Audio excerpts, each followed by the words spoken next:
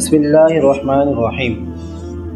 پاکستان کرۂ ارض کا واحد ایک ایسا ملک ہے جس کی بنیاد ایک نظریے پر رکھی گئی اور وقت کی صفات طاقتوں سے اس نظریے کو منوانے کے لیے اسلامیہ ہند نے جو ان گنت قربانیاں دیں، اقوام عالم کی تاریخ میں ان کی مثال نہیں ملتی۔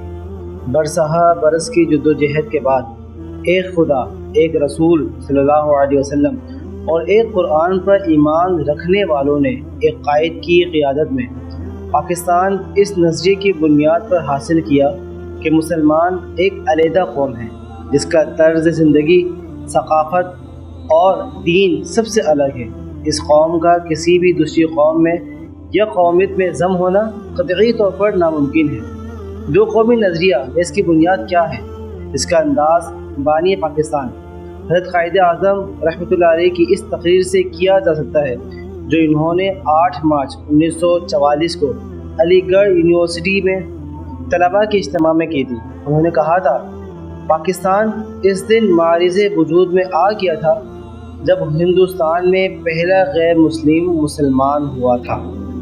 ہم دونوں قومیں صرف مذہب کا فرق نہیں، ہمارا کلچر ایک دوسرے سے الگ ہے۔ ہمارا دین ہمیں ایک ضابطۂ حیات دیتا ہے جو زندگی کے ہر شعبے میں ہماری رہنمائی کرتا ہے۔ ہم اس ضابطے کے مطابق زندگی بسر کرنا چاہتے ہیں۔